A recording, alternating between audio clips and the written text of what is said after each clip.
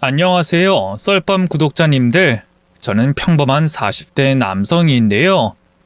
늘 사연을 듣기만 하다 이렇게 처음으로 글을 써봅니다.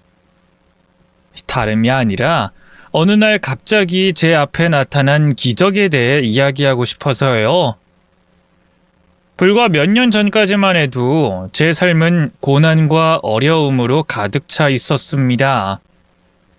하지만 어느 날 찾아온 우연한 만남으로 인해 제 인생은 완전히 달라졌죠. 지금부터 그 이야기를 해보려고 하는데요. 마지막에 기막힌 반전이 숨어 있으니 꼭 끝까지 들어주세요. 그럼 시작하겠습니다. 어린 시절 제 삶은 힘겨움 그 자체였습니다. 태어날 때부터 제겐 아버지가 없었는데요. 엄마 말로는 사고로 일찍 세상을 떠났다는데 글쎄요. 아마도 제 느낌으로는 엄마가 임신했다는 걸 알고 책임지지 않으려고 도망갔던 것 같습니다. 그도 그럴 게 엄마는 서류상으로 결혼하지 않은 상태였거든요. 즉, 미혼모였죠. 어쨌든 여자 혼자 아이를 키우는 게 얼마나 힘들었겠습니까? 엄마에겐 의지할 남편도 그렇다고 비빌 수 있는 친정이 있는 것도 아니었거든요. 게다가 엄마는 몸이 많이 약했어요. 식당 일을 하다 허리를 다친 뒤로는 빛도 안 들어오는 반지 앞방에 누워 끙끙 앓기만 했죠. 결국 얼마 안가 저희 모자는 월세가 밀려 그 반지 앞방에서도 쫓겨났고요. 이리저리 거처 없이 떠도는 떠돌이 신세가 됐습니다. 그때 당시 제 나이가 6살이었는데요. 초등학교도 안 들어간 그 어린애가 뭘 알겠어요. 그저 엄마한테 춥다, 배고프다, 왜 집을 나온 거냐 찡찡거리기만 했죠. 집도 잘도 없지, 옆엔 저라는 커다란 혹이 있지. 당시 30도 안 됐던 엄마에게 저는 너무나 버거운 존재였나 봐요. 결국 눈발이 매섭게 날리던 어느 겨울, 엄마는 저를 지방에 있는 한 보육원 앞에 버리고 가버렸어요. 영수야, 엄마가 지금 너무 급한 일이 생겨서 가봐야 하거든? 근데 거기엔 널 데려갈 수가 없어. 며칠 뒤에 데리러 올 테니까 잠깐만 여기서 지내? 알겠지? 여기 사람들이 너에 대해 물어보면 아무것도 말하면 안 돼. 절대로. 엄마랑 약속할 수 있지? 어디 가는데 엄마? 나도 같이 가면 안 되는 거야? 안 돼. 넌 여기서 기다려. 그리고 여기 사람들한테 절대로 아무 말도 하지 마. 엄마는 전에 한 번도 본 적 없던 무서운 표정으로 절 다그쳤어요. 그리고 그대로 도망치듯 절 두고 떠나버렸죠. 몇 시간 뒤 보육원 밖으로 나온 선생님이 절 발견했고요. 이름이 뭔지, 부모님은 어디 계시는지 등을 물었는데요. 처음엔 별 생각 없이 제 이름을 말했다가 뒤늦게 엄마와 약속한 게 생각나더라고요. 그래서 그때부턴 입을 꾹 다물고 아무 말도 하지 않았죠. 저는 약속을 지켰는데 엄마는 끝내 약속을 지키지 않았어요. 며칠 뒤에 데리러 온다던 엄마는 일주일, 한 달, 1년이 넘도록 오지 않았죠. 그동안 전 체념을 배웠고 조금씩 보육원 생활에도 익숙해지기 시작했습니다. 보육원에서의 하루는 일찍 시작됐어요. 아침 6시에 일어나야 했고 모두가 함께 식사를 했죠. 형편이 그렇게 좋은 곳은 아니었던지라 음식도 부실했는데요. 아침 식사는 대부분 밥과 김치, 그리고 멀건 계란국이었죠. 늘 배가 고팠던 저는 처음엔 그저 먹을 수 있는 것에 감사했지만 시간이 지날수록 단조로운 식사에 지쳐갔습니다. 무엇보다 제가 가장 힘들었던 건 다른 아이들과의 관계였어요. 다들 같은 처지였지만 그 안에서도 엄연히 서열이라는 게 존재했죠. 저는 몸집이 작고 말수가 적어서 종종 다른 아이들에게 괴롭힘을 당했어요. 아이들은 제게 모욕적인 말을 하거나 물건을 빼앗곤 했죠. 한 번은 제가 아끼던 작은 장난감 자동차를 빼앗긴 적도 있었는데요. 그건 언젠가 엄마가 처음이자 마지막으로 사준 유일한 선물이었습니다. 그 장난감 자동차는 제게 유일한 위안이었지만 결국 그마저도 잃고 말았죠. 저는 시간이 지날수록 음울한 아이가 되어갔고요. 그래서인지 그 어떤 곳에도 입양되지 못했습니다. 그렇게 보육원을 졸업한 후 저는 성인이 됐습니다. 이제는 자신의 삶을 스스로 책임져야 한다는 압박감에 너무 힘들었죠. 무엇보다 의지할 수 있는 부모나 친척 하나 없는 혈혈단신이라는 게 참 서러웠네요. 경제적인 문제도 숨통을 조여왔어요. 얼마 안 되는 자립지원금으로 월세방을 구하고 나니 통장엔 10원 한 장 남은 게 없더군요. 취업을 하려고 해도 고등학교만 간신히 졸업한 고아였으니 안정된 직업을 찾기 어려웠어요. 기술 같은 걸 배운 것도 아니라 더 힘들었죠.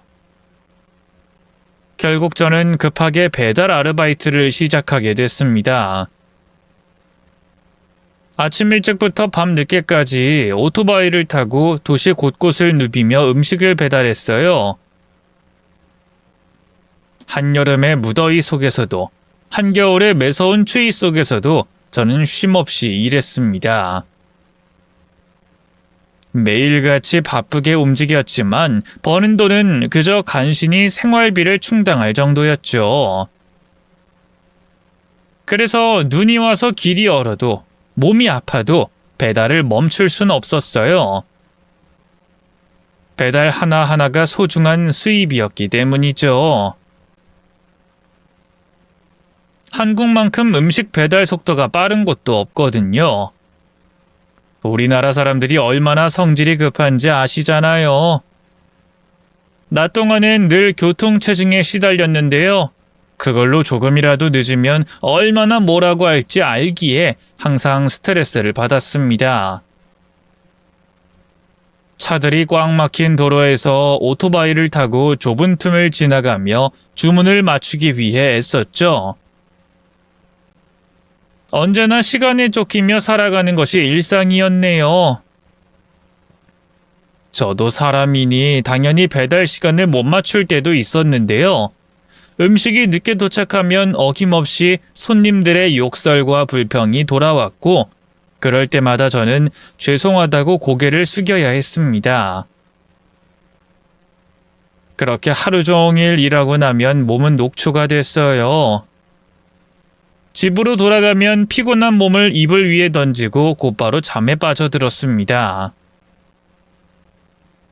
작은 원룸은 제가 하루의 피로를 풀 수 있는 유일한 안식처였어요. 그러나 그곳에서도 때때로 고독과 외로움이 저를 엄습해왔죠. 혼자 있는 시간에는 종종 어린 시절 보육원에서의 기억들이 떠오르기도 했는데요.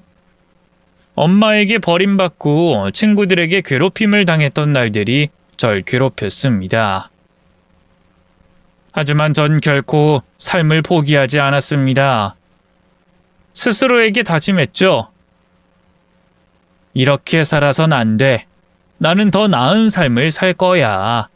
그래서 날 버린 엄마가 반드시 후회하게 만들 거야. 그 결심을 원동력 삼아 저는 더욱더 열심히 일했습니다. 배달 일을 하면서도 틈틈이 도서관에서 책을 읽고요. 취업을 위한 자격증을 따기 위해 인터넷 강의를 듣기도 했죠. 때로는 아르바이트 돈을 아껴서 학원에서 진행하는 단기 교육을 듣기도 했습니다. 물론 쉽지 않은 일이었지만 더 나은 미래를 꿈꾸며 한 발자국씩 앞으로 나아갔어요. 하지만 하늘도 참 무심하시죠. 안 그래도 굴곡진 제 인생에 또 다른 불행이 찾아왔습니다. 글쎄, 배달을 가는 길에 교통사고를 당했지 뭡니까? 빨간불을 무시하고 달려온 차가 그대로 절 향해 돌진하는 순간 머릿속이 하얗게 비더군요. 몸을 옆으로 날려 가까스로 피한 덕에 큰 사고는 면했지만 오토바이는 폐사 직전의 상태로 망가져 버렸는데요. 사고 보험금이 나올 때까진 오토바이를 다시 살 돈도 없었어요. 결국 강제로 일을 쉬게 됐는데요. 집에 혼자 누워있으니 자꾸만 사고 당시의 상황이 떠올라 절 괴롭히더군요. 일종의 트라우마가 생긴 거였어요. 새삼스럽게 배달 일이라는 게 얼마나 위험한지 실감했다고나 할까요? 안 그래도 같이 일하던 형 한 명이 배달하다 사고가 나 목숨을 잃은 지 얼마 안 됐을 때였거든요. 이대로는 안 되겠다. 더 이상 배달 일을 하며 내 목숨을 걸 수는 없어 하는 생각에 전 그대로 배달 일을 그만뒀습니다. 다행히 교통사고 가해자로부터 소정의 보상금을 받은 덕분에 당분간 월세와 생활비는 어떻게든 충당이 될 것 같더라고요. 백수가 된 저는 더 적극적으로 새로운 직업을 찾기 시작했습니다. 여러 회사에 지원서를 넣었고 면접을 보러 다녔죠. 실패와 거절의 연속이었지만 포기하지 않았습니다. 두드리면 열린다고. 그러다 마침내 한 작은 회사에서 기회를 줬습니다. 비록 계약 체계에 월급도 적고 하는 일도 잡일에 불과했지만 그래도 매일 열심히 일했어요. 누구보다 빨리 출근해서 제일 마지막에 퇴근하곤 했죠. 몰랐는데 그 모습을 눈여겨보고 있던 사람이 있었습니다. 바로 사장님이었죠. 어느 날 사장님께서 절 호출하셨는데요. 한껏 긴장한 채 사장실에 들어서자 사장님은 웃으며 제게 말씀하셨어요. 평소 자네 일하는 모습을 계속 눈여겨봐왔거든. 요즘 젊은이들 같지 않게 군소리 없이 어찌나 열심히 하던지. 어떤가? 자네만 괜찮다면 정사원으로 올려주고 좀 더 중요한 일을 맡기고 싶은데 괜찮겠어? 저를 정사원으로요? 물론 시켜만 주신다면 열심히 하겠습니다만. 열심히 하는 것만으로는 안 돼. 잘해야지. 그게 중요해. 어떤 일을 하게 될지 모르겠지만 처음엔 분명히 서툴 겁니다. 하지만 제가 그동안 못 배우고 살아서 그렇지 머리가 나쁜 편은 아니거든요. 뭐든 가르쳐 주시면 배우겠습니다. 그리고 기필코 나중엔 잘하겠습니다. 제 말에 사장님은 흡족한 미소를 지어 보이셨어요. 그리고 그 자리에서 계약서를 다시 쓰게 됐죠. 월급이 1.5배 오른 것보다 사장님의 신뢰를 얻은 것이 정말 뿌듯했습니다. 그동안의 노력이 결실을 맺은 순간이었죠. 사장님의 기대에 부응하고자 그 후로도 매일매일 열심히 일했습니다. 새로운 직책에서의 역할을 충실히 수행하며 회사의 성장에 기여하기 위해 최선을 다했어요. 사장님의 도움으로 야간대학도 다니게 됐죠. 야간대학도 대학은 대학이라고 나름의 낭만적인 일도 있었는데요. 바로 여자친구가 생긴 거였죠. 여자친구는 저보다 2살 연하의 작은 제조회사를 다니고 있었어요. 저와 마찬가지로 고졸이라 뒤늦게 야간 대학을 다니며 학위를 따려는 거였죠. 저와 비슷한 처지에 열심히 사는 여자친구의 모습이 참 좋아 보였습니다. 제 눈에 안경이라 욕하실 수도 있지만 예쁘고 똑똑하고 밝고 단점 하나 없이 완벽한 사람 같았죠. 제가 고아라는 걸 알면서도 대수롭지 않게 여길 만큼 마음이 넓기도 했고요. 그렇게 일에 연애에 공부에 매일같이 바쁘고 충실한 하루하루를 보내던 어느 날이었어요. 평소처럼 대학 강의를 듣고 집으로 돌아왔는데 허름한 원룸 문 앞에 낯선 여자가 서 있었습니다. 처음엔 누구인지 알아보지 못했는데요. 제가 문을 열고 들어가려 하자 그 여자가 조심스럽게 제 이름을 부르며 말을 걸어왔습니다. 영수야, 나야. 그동안 잘 지냈니? 그 한마디에 순간적으로 심장이 쿵 하고 떨어지는 듯한 기분이 들었습니다. 전 그제야 그 여자가 누구인지 알 수 있었어요. 어린 시절 절 보육원에 버리고 영영 떠나버린 엄마였죠. 제가 충격에 굳어버린 사이 그 여자가, 아니 엄마가 제 앞으로 다가왔어요. 그리고 조심스럽게 다시 말을 걸었죠. 엄마 몰라보겠어? 기억 안 나니? 엄마는 좀 늙긴 했지만 여전히 아름다웠습니다. 적어도 자식을 버리고 가슴이 아파 밥도 제대로 못 먹고 잠도 제대로 못 잔 황폐한 삶을 산 사람 같진 않았죠. 그걸 확인하고 나니 배알이 뒤틀리더군요. 금방이라도 눈물을 떨굴 듯 슬퍼 보이는 표정도 전부 가식처럼 느껴졌어요. 영수야, 엄마라니까. 엄마 안 보고 싶었어? 글쎄요. 엄마? 나한텐 엄마라는 사람이 있는 줄 몰랐는데요. 제 차가운 비아냥거림에 엄마의 눈에 눈물이 차올랐습니다. 미안해, 영수야. 정말 미안해. 그땐 어쩔 수 없었어. 그리고 널 다시 찾고 싶었지만 상황이 여의치 않았고 무엇보다 용기가 나지 않았어. 저는 차가운 눈길로 엄마를 바라보며 고개를 저었습니다. 어쩔 수 없었다. 상황이 여의치 않았다. 죄다 핑계뿐이네요. 이제 와서 미안하다고? 내가 얼마나 힘들게 살았는지 알기나 해? 당신이 떠난 후에 난 혼자였어. 아무도 없었다고. 그때 난 고작 6살이었는데 말이야. 영수야, 엄마도 알아. 엄마가 얼마나 너한테 큰 죄를 지었는지. 평생, 아니 죽어서도 속죄하며 살 테니 제발 엄마 얼굴 좀 봐줘. 엄마가 할 말이 있어서 그래. 엄마가 한 걸음 더 다가오려 했지만 저는 손을 들어 막았습니다. 됐으니까 가세요. 이제 와서 나한테 무슨 할 말이 있다고. 난 당신 필요 없어요. 나 혼자 잘 살아왔고 앞으로도 그럴 겁니다. 영수야, 그러지 마. 제발 잠깐 시간 좀 내주렴. 아니, 한번 안아보기라도 하면 안 될까? 이제 와서 뭐하는 수작이에요? 아, 혹시 돈 필요해요? 아니면 뭐 어디가 아파서 장기라도 떼달라 이건가? 그런 거 아니야, 영수야. 아니긴 뭐가 아니야. 버린 채로 지금까지 모르쇠하다 이제 와서 아들 찾는 이유가 뭐겠어? 뭔가 따로 속셈이 있는 거겠지. 내가 그렇게 호구로 보여요? 난 이제 더 이상 당신을 기다리던 그 어린애가 아니야. 그러니까 그만 가세요. 다신 오지 말라고. 엄마는 더 이상 말을 잇지 못하고 눈물만 흘렸습니다.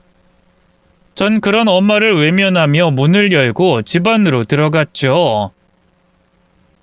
문을 닫는 순간 마음 한구석에서 후회와 슬픔이 밀려왔지만 그 감정을 억누르려 애썼습니다. 저는 엄마를 용서할 준비가 되어 있지 않았어요. 너무 오랜 시간 동안 혼자 싸워왔고 늘 엄마의 빈자리를 메우려 노력해왔으니까요.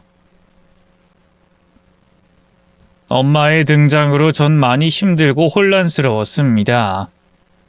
당연히 여자친구도 제 상태를 알게 됐고요.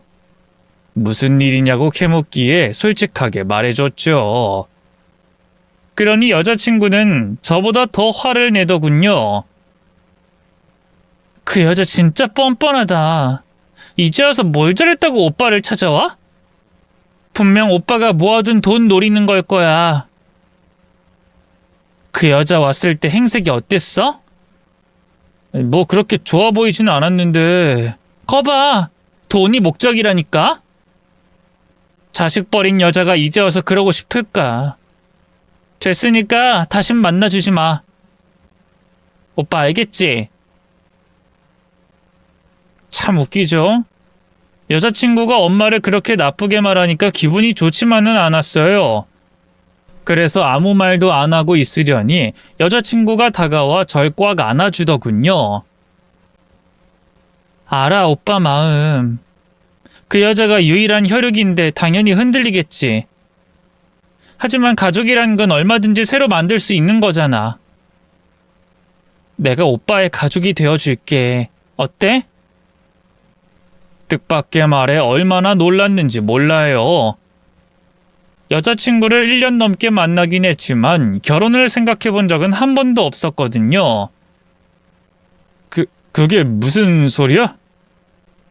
눈치 없긴. 아직도 모르겠어? 결혼하자는 거잖아. 세상에, 여자가 먼저 프로포즈하게 만들고. 오빠 진짜 반성해야 돼. 정말 나로 괜찮겠어? 너도 알겠지만 난 고아에 못 하나 잘난 것도 없는 놈인데. 괜찮으니까 지금까지 만나왔지. 누가 뭐래도 오빠는 나한테 완벽한 사람이야.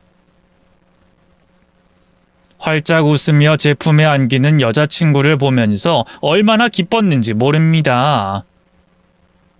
그래요. 가족이란 얼마든지 새로 만들 수 있는 거였는데.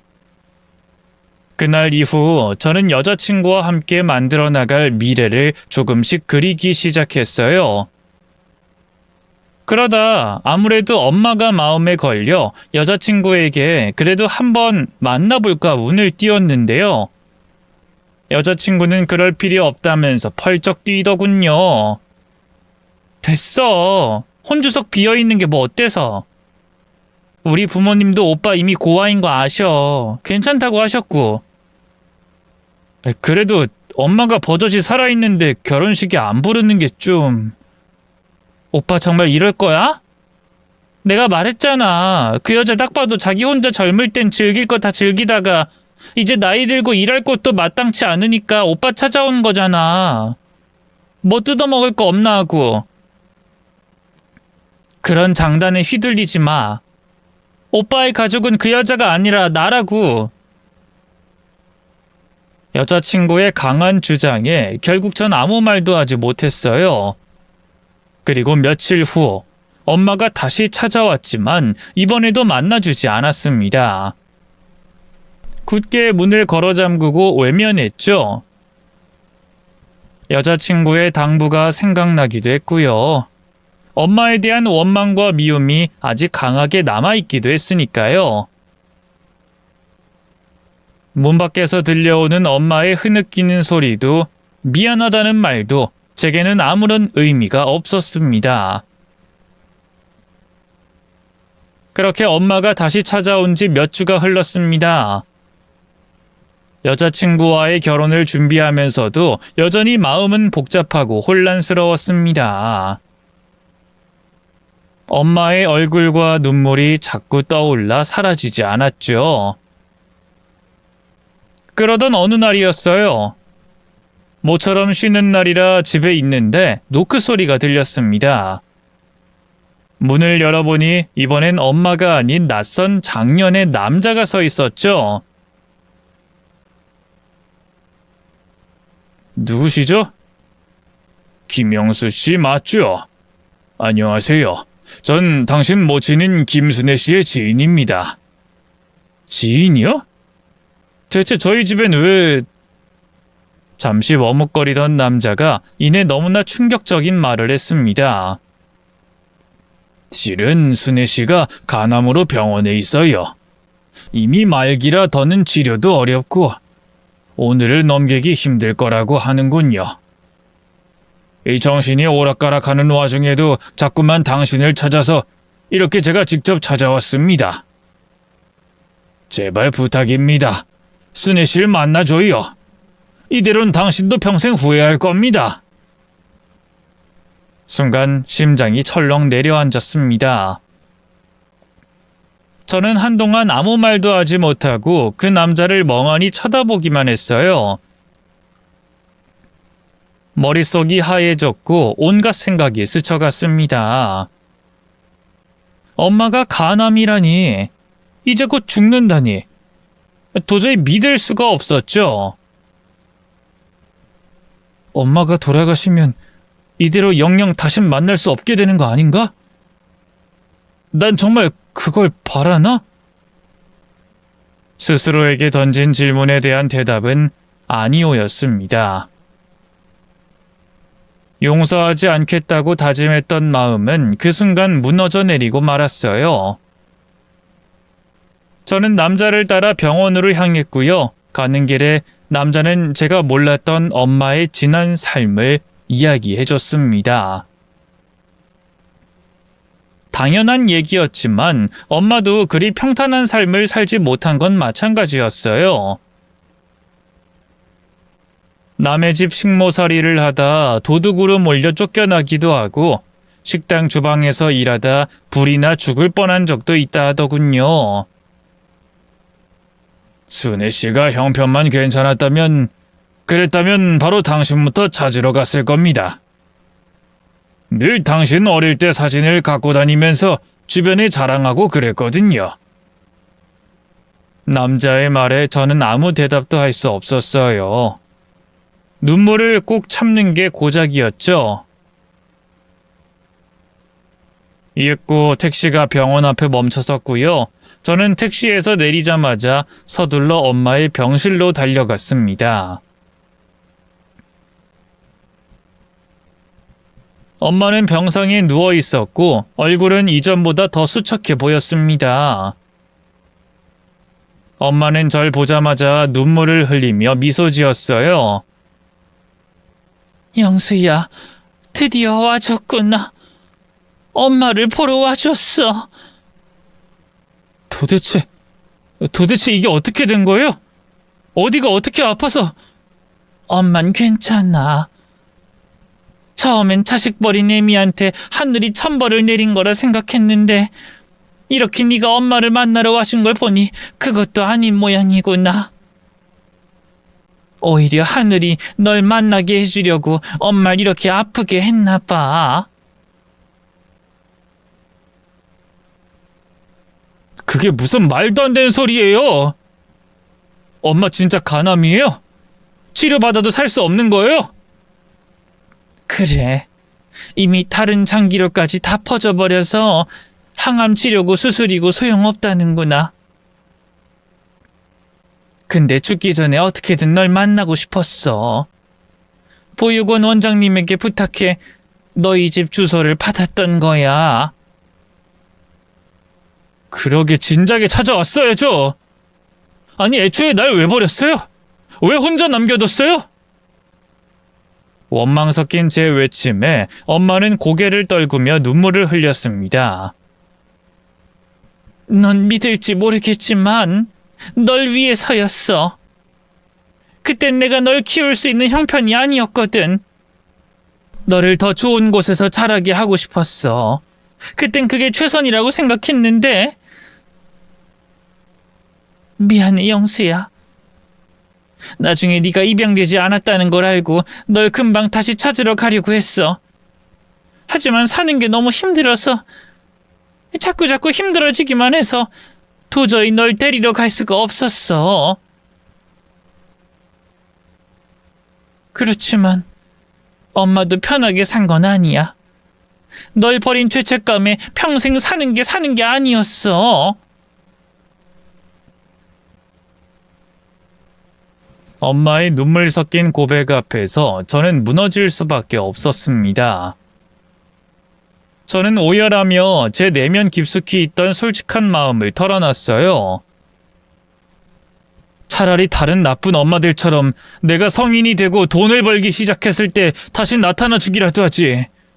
등골이라도 빼먹지. 왜 이렇게 늦게 나타났어요? 왜? 내가 얼마나 보고 싶었는데. 미안해, 형수야. 용기가 나지 않았어. 너에게 무슨 낯으로 찾아가야 할지 몰랐어. 네가 날 용서해주지 않을까봐, 널 다시 볼 수 없을까봐 두려웠어. 하지만 이젠 정말 시간이 없어서 널 보고 싶었어. 마지막으로 한 번이라도. 엄마가 절 향해 간신히 손가락 끝을 움직였어요. 전 엄마의 손을 꼭 잡고 다시 흐느끼기 시작했습니다. 엄마, 나도 미안해요. 엄마를 용서하지 못하고 그동안 너무 미워했어요. 엄마가 얼마나 힘들게 산지도 모르고 얼마나 아팠는지도 모르고. 바보같이 네가 미안할 게 뭐가 있어. 잘못은 다 엄마가 했는데. 이렇게 찌금해라도 엄마 보러 와줘서 정말 고마워, 영수야. 엄마는 마치 끝을 예감한 사람처럼 잔잔하게 미소를 지었어요. 그리고 천천히 유언과도 같은 말을 남겼죠. 영수야, 이 못난 엄마 용서해줘서 정말 고마워. 덕분에 엄마는 이제 편히 눈 감을 수 있을 것 같아. 엄마 없이도 지금까지 잘 살았던 것처럼 앞으로도 잘 살아야 해. 알겠지? 엄마가 늘 하늘에서 우리 아들 지켜보고 있을 테니까 밥 꼬박꼬박 잘 챙겨 먹고 아프지 말고. 엄마는 마지막까지 제 걱정뿐이었어요. 전 그런 엄마를 꼭 끌어안고 엄마가 두 눈을 감는 마지막 순간을 함께 했습니다. 이윽고 엄마는 조용히 숨을 거뒀고요.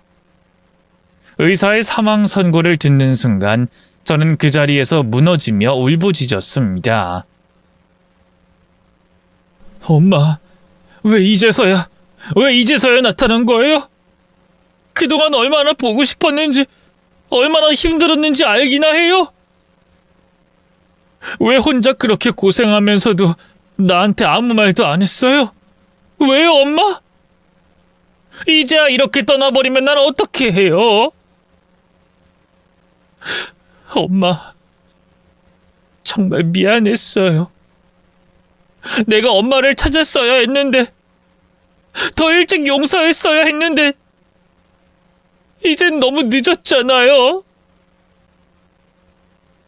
제발 엄마, 한 번만 더 내 이름 불러줘요. 제발 다시 돌아와줘요. 내가 정말 잘할게요. 정말 잘할게요. 지금 생각해보면 참 후회스러워요. 엄마 가는 마지막 길이 편안할 수 있도록 웃으며 보내줄 것을. 하지만 후회해봤자 어쩌겠어요. 시간은 되돌릴 수 없고 죽은 사람은 살아 돌아오지 않는 법이죠. 엄마의 장례는 조용히 치러졌습니다. 저는 슬픔에 잠길 새도 없이 상주로서 엄마의 지인들을 맞이했죠. 그 안엔 제 연락을 받고 달려온 여자친구도 있었는데요. 혹시 자기와의 약속을 어기고 엄마를 만난 걸 탓하지 않을까 했는데 그건 제 기우에 불과했어요. 오히려 여자친구는 절 위로해주기 바빴습니다. 가봐도 된다고 했는데도 괜찮다면서 제 옆을 지켜주더군요.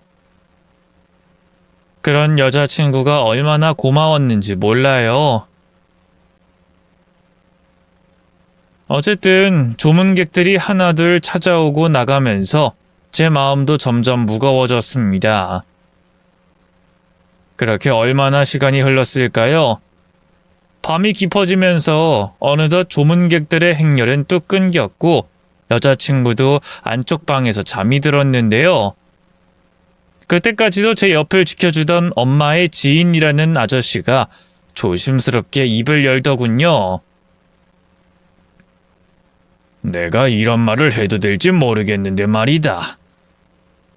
주제 넘을까 싶어서 계속 참았는데 도대체 무슨 말을 하려는 건지 아저씨는 한참 뜸을 들였어요.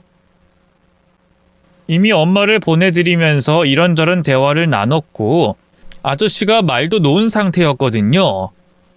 그래서 저도 좀 더 편하게 아저씨를 재촉했네요. 뭔데 그러세요? 전 괜찮으니까 말씀하세요. 그게 영수 자네 여자친구 말인데 결혼까지도 생각하고 있는 건가? 그런데요. 왜요? 아니 아까 나한테 순애 씨 보험 같은 거 들어둔 거 없냐고 하더라고. 이 사망보험금이란 말까지 구체적으로 써가면서 물론 현실 감각 있는 거 좋긴 한데 난 그게 영 마음에 걸리네.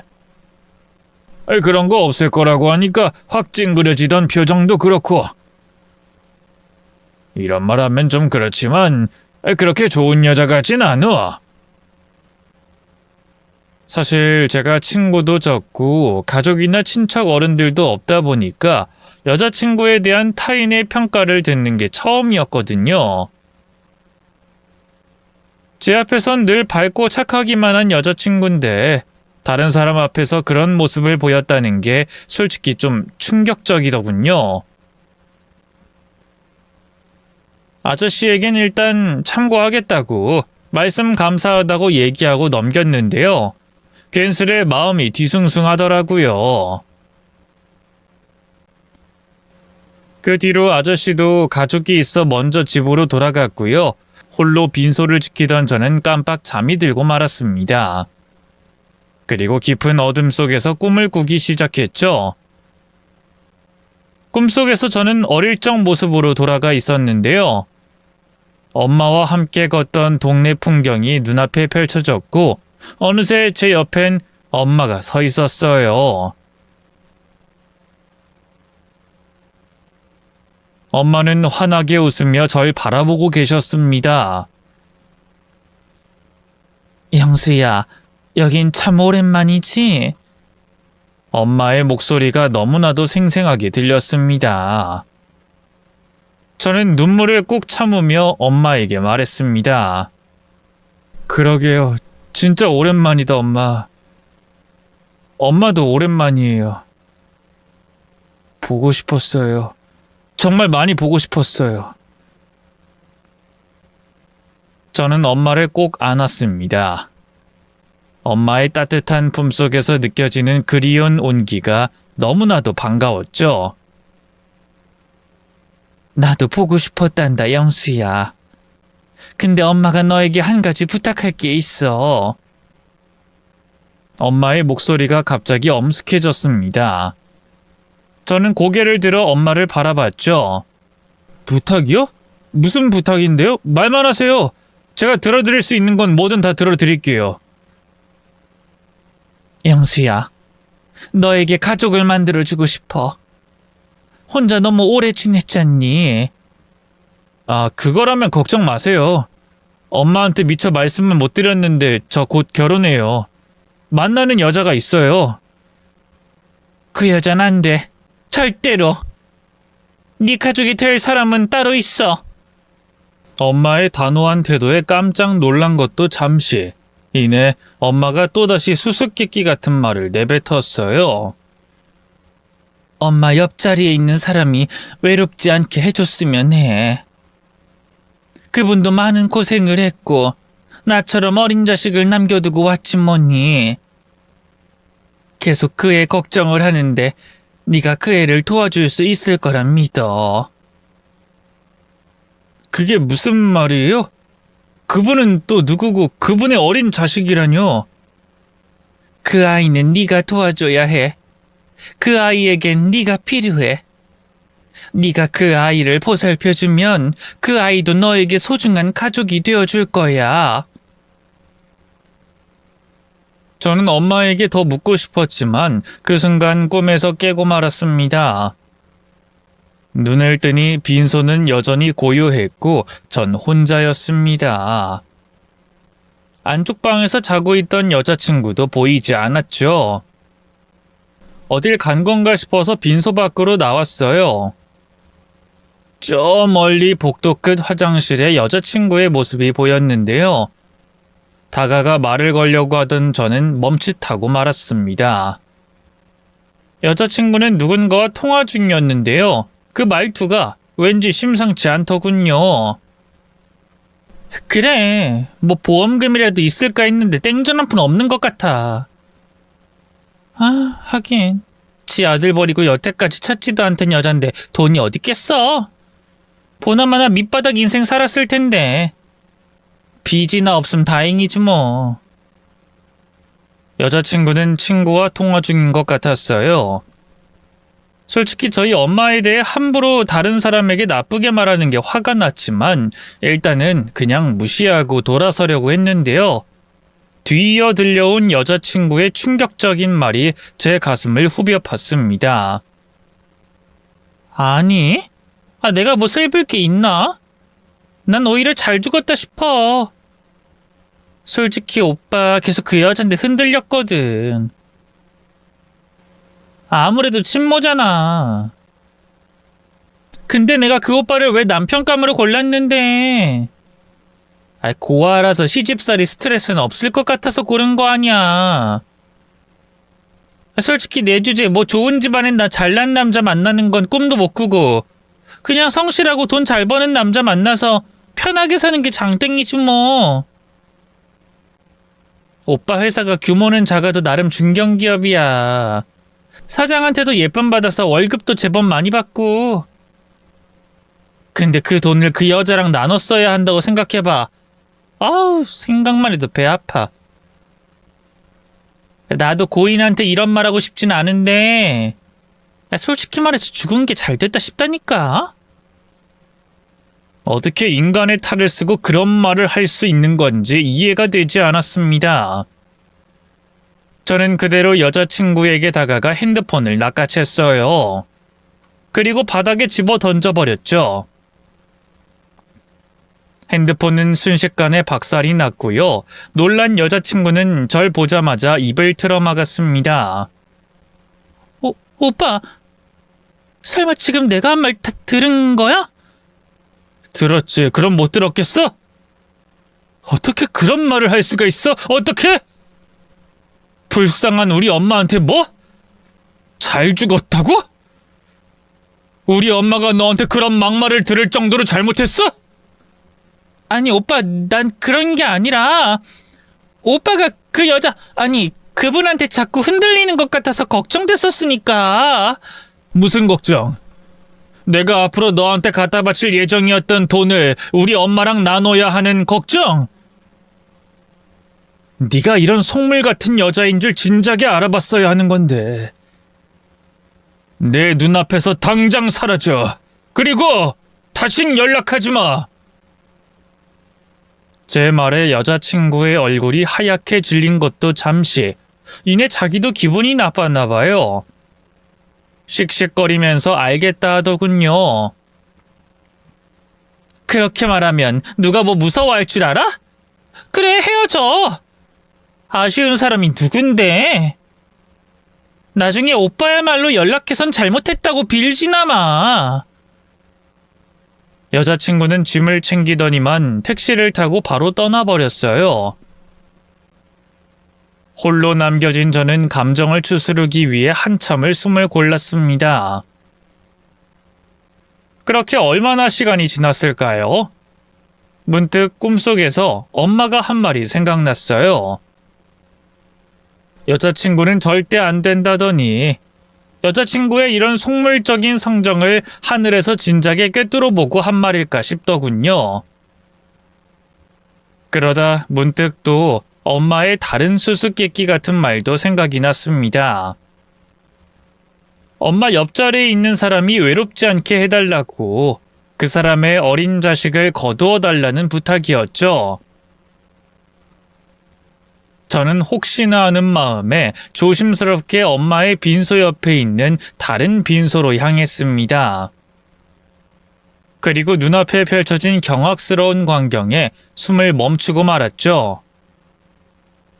놀랍게도 빈소에는 조문객도 상주도 없었습니다. 그저 방 한가운데 작년의 남성으로 보이는 고인의 영정사진만이 외롭게 놓여 있었죠.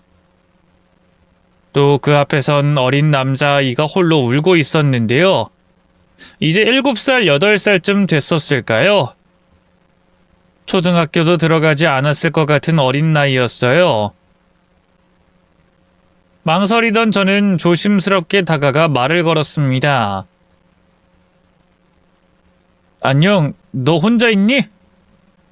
아이는 깜짝 놀란 것도 잠시 이내 눈물을 훔치며 고개를 끄덕였습니다. 네, 저 혼자예요. 근데 사회복지사 선생님이 있어서 완전 혼자는 아니에요. 그러니까 나쁜 아저씨면 그냥 가세요. 아이는 나이답지 않게 똘망똘망해 보였어요. 저도 모르게 웃음이 나더군요. 아저씨는 나쁜 아저씨 아니야. 사진 속에 있는 분은 네 아빠야? 네. 우리 아빠는 옛날에 엄청 큰 자동차 운전했는데요. 그게 너무 커서 다리를 다쳤어요. 그래서 많이 아팠어요. 또박또박 설명하던 아이가 갑자기 말을 멈췄어요. 그리고 눈물이 그렁그렁한 얼굴로 절 올려다보더군요.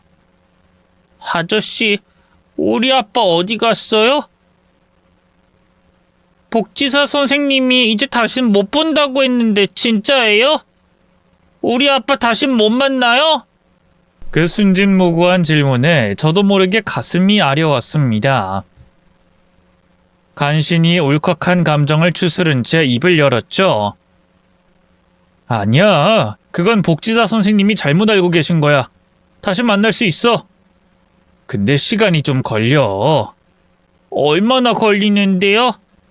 한 100밤쯤 자면 돼요? 아니, 그것보다 훨씬 더 많이 지나야 돼.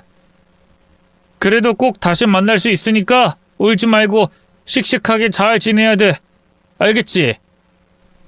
그치만 아빠가 자꾸 안 보이니까 무서워요. 아빠가 보고 싶어요.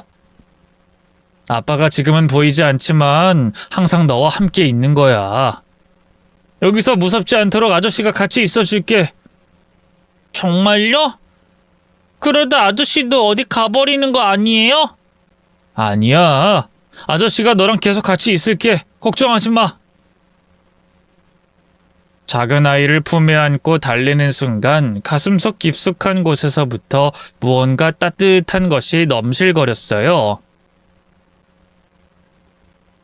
잠시 후 아이가 말하던 사회복지사 선생님이 돌아왔는데요.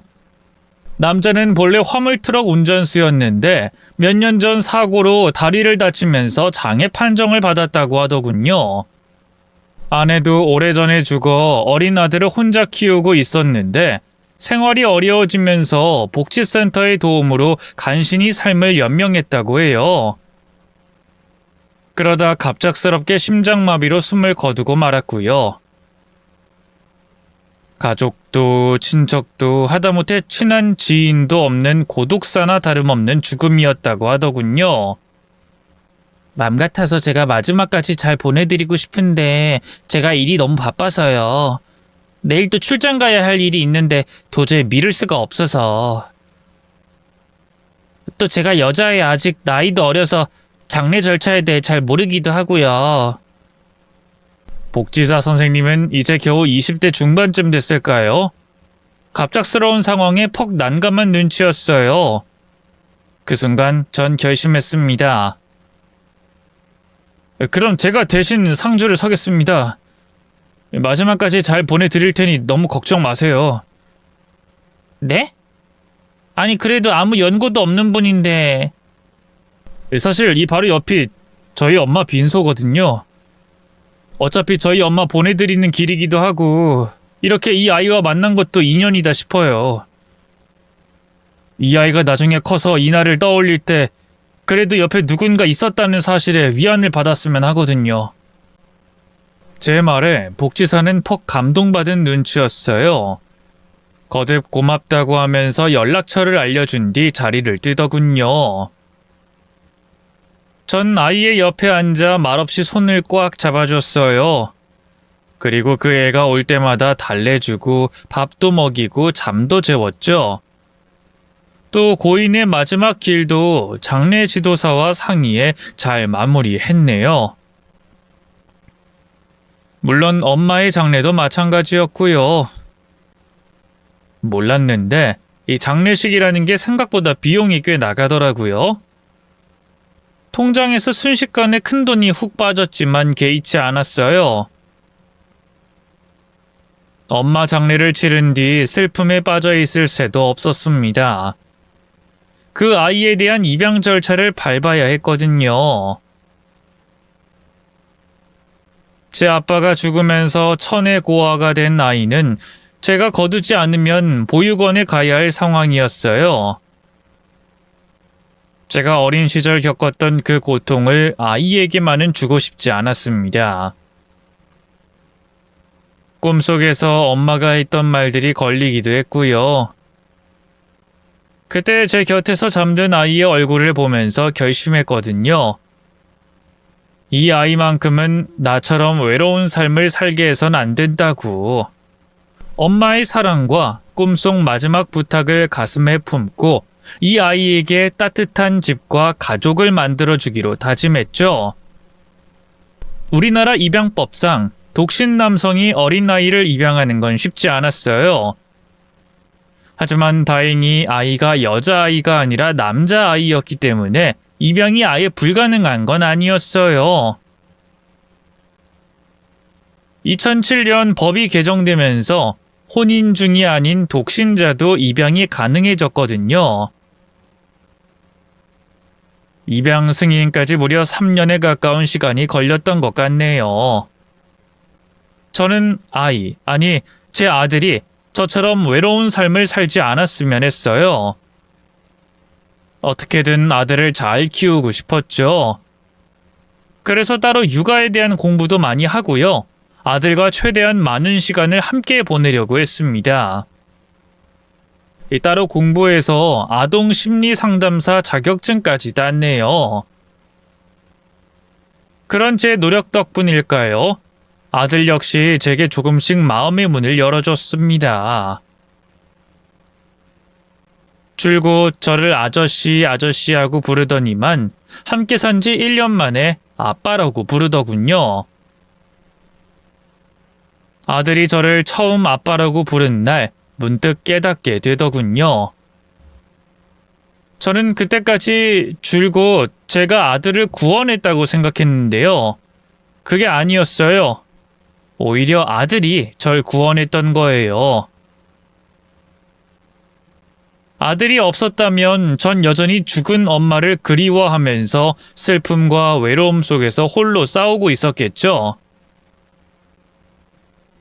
그러던 어느 날이었어요. 평소처럼 퇴근해 아들과 저녁을 먹으려는데 갑자기 전화벨이 울렸어요. 받아보니 과거 아들과 아들의 친부를 책임져 주던 사회복지사였습니다.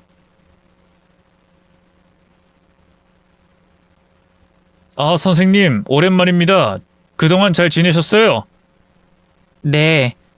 근데 선생님 지금 어디 계세요? 댁이신 거면 제가 잠깐 찾아뵈도 될까요? 꼭 전해드려야 할 게 있어서요. 사회복지사 선생님은 왠지 모르게 몹시 흥분 상태였어요. 주소를 불러주고 한 30분쯤 됐을까요? 바로 초인종이 울리더군요. 문을 열자마자 사회복지사 선생님이 바로 제게 무언가를 내밀었습니다. 축하드려요, 선생님. 승준이 아버님, 박상철 고인분께서 드리는 겁니다. 네? 대체 무슨 말씀이신지 일단 받아보세요. 복지사 선생님이 내민 건 낡은 지갑이었어요. 이건 고인분의 유품인 건가요? 그때 유품 정리할 땐 못 봤던 건데. 네, 승준이 아버님이 지갑을 다니시던 병원에 두고 갔었나 봐요. 그걸 병원에서 보관하고 있었는데 몇 년째 안 찾아가고 연락도 안 되니까 경찰서에 보냈더라고요. 저한테까지 연락이 와서 제가 찾아왔어요. 근데 그 지갑에 뭐가 들어있는 줄 아세요? 얼른 열어보세요. 얼른요. 열어보니 아들 어린 시절 사진과 동전 몇 개, 그리고 복권 종이가 나오더군요. 그제야 저도 대충 상황이 짐작이 가더라고요. 그래서 떨리는 목소리로 물었네요. 설마 이 복권이... 맞아요. 1등이에요. 아직 당첨금 수령 기간도 남아있고요. 고인분께서도 몰랐을 거예요. 복권 발표 날이 장례식 바로 다음 날이었거든요. 혹시나 하는 마음에 확인해봤는데 1등이라고 나와서 어찌나 놀랐던지. 선생님의 말에 전 잠시 멍해졌습니다. 믿기지 않는 현실에 한동안 말을 잇지 못했죠. 그런 제가 답답했는지 선생님이 다시 입을 열었습니다. 이 복권 당첨금은 고인분이 선생님과 승준이한테 주는 선물이에요. 법적으로 당연히 승준이가 상속받아야 하는 거고요. 지금 승준이가 미성년자라서 당첨금 수령이 불가능할 텐데 그건 변호사랑 상담해보면 법적 보호자인 선생님이 대신 받는다든지 방법이 있을 거예요. 그렇군요. 이거야 원... 너무 갑작스러운 일이라 얼떨떨해서. 그쵸? 저도 처음엔 그랬어요. 근데 이젠 너무 기뻐요. 역시 착한 사람은 복을 받는다는 옛날 말이 아직 유효한 것 같아서요. 전 선생님이 고인분 장례식 상주 대신 서주신 것도, 또 승준이 입양해 주신 것도 줄곧 대단하다고 생각하고 있었거든요. 뭐라도 돕지 못해서 늘 마음이 쓰였는데 고인분께서 이렇게 엄청난 선물을 주고 가셨네요. 아닙니다. 제가 뭘 했다고... 아니에요. 선생님이 그분의 마지막 길을 함께 해주셨기 때문에, 또 승준이의 가족이 되어주셨기 때문에 이 모든 게 가능해진 거잖아요. 선생님은 충분히 이 복을 누리실 자격이 있어요. 그렇게 저는 복지사 선생님과 함께 변호사 사무실에 찾아가 상담을 받았습니다. 역시나 당첨금은 미성년자인 제 아들이 직접 수령할 순 없었고요. 법적 보호자인 제가 수령하면 가능하다고 하더군요. 바로 수령받아서 고스란히 아들의 통장 안에 넣어줬어요. 그리고 이건 돌아가신 아빠가 남겨준 선물이라고 했죠. 어린 아들은 아무것도 모른 채 기뻐하더군요. 그럼 우리 이 돈으로 아빠 좋은 집도 사고 멋진 차도 사자. 그리고 아빠가 좋아하는 게장도 먹자. 아빤 괜찮아. 이 돈은 뒀다가 나중에 승준이가 어른 되면 그때 꼭 필요한 곳에 쓰자. 알겠지? 가급적이면 고인분이 남겨준 돈은 쓰고 싶지 않았어요. 물론 홀로 외벌이하면서 아들을 키운다는 게 쉽지만은 않았지만 그래도 그렇게 하고 싶었죠. 그래서 저는 생활비나 기타 다른 비용은 최대한 제가 버는 돈으로 해결하려고 노력했네요.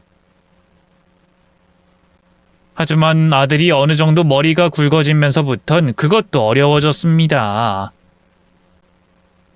아들이 돈 뒀다 뭐하냐고 그냥 아빠 한 살이라도 젊을 때 쓰자고 난리를 쳤거든요. 아빠 바보야? 시간이 흐를수록 물가만 올라서 돈은 가치가 떨어진다는 거 몰라? 죽은 우리 아빠도 이렇게 한 푼도 안 쓰고 모아만 두길 바라진 않을걸? 그냥 우리 이 돈으로 집도 사고 차도 사고 하자, 어? 언제까지 이렇게 궁상맞게 살 거야? 자꾸 이러면 나 아빠 아들 안 한다. 말은 밉살 맞게 해도 녀석이 절 얼마나 사랑하고 따르는지 알고 있기에 웃음만 나왔습니다. 이렇게 돈을 쓰자고 하는 것도 실은 다 저를 위해서 그런 거였죠. 결국 저는 아들의 성화에 못 이겨 함께 어디에 쓰면 좋을지 머리를 맞대고 상의했습니다. 그래서 번듯한 아파트도 한 채 장만하고요. 일정 금액은 기부도 했네요. 또 회사를 그만두고 작게 사업을 시작했는데 혹시 제 정체가 드러날까봐 자세히 말할 순 없지만 의료 관련 일이에요. 저희 엄마처럼 아픈 분들에게 조금이라도 힘이 되고자 시작했죠. 다행히 성과가 좋아서 연 매출이 1억이 넘고요. 거기서 나오는 돈으로 불우이웃에게 작게나마 도움도 주고 있습니다. 저와 비슷한 어려움을 겪는 분들에게 손을 내밀며 엄마의 사랑을 되새기며 살아가기 위해서죠. 아, 그리고 헤어진 전 여자친구에게도 한번 연락이 왔었습니다. 제가 사업가로 성공했다는 걸 듣고는 미련절절한 목소리로 절 붙잡더군요. 오빠, 그땐 내가 생각이 짧았어. 이렇게 오빠랑 헤어지고 나서야 오빠를 얼마나 사랑했는지 알겠더라. 우리 다시 만나면 안 될까? 아니, 일단 나 한 번만 만나주라. 얼굴 보고 얘기하자, 응? 이제 와서 왜 이래? 이미 난 만나는 사람 있어. 너보다 훨씬 잘나고 좋은 여자야. 그러니까 이만 끊자. 다신 연락하지 마. 아직 만나는 여자는 없지만 일부러 더 배 아프라고 거짓말 좀 했습니다. 그 뒤로도 전 여자친구는 계속 끈질기게 굴었는데요. 스토킹으로 경찰에 신고하겠다는 말을 하고 나서야 연락이 뚝 끊기더군요. 지금 와서 생각해보면 제가 전 여자친구와 헤어진 것도 또 아들을 만나 새로운 가정을 꾸린 것도 다 엄마의 마지막 선물이었던 것 같아요. 엄마가 선사한 그 기적 덕분에 저는 새로운 인생의 장을 열었습니다. 혹시 아나요? 지금 이 사연을 듣고 있는 여러분의 삶에도 기적이 찾아올지. 그러니 지금 아무리 힘들어도 포기하지 마세요. 긴 얘기 들어주셔서 감사합니다. 모두 건강하세요.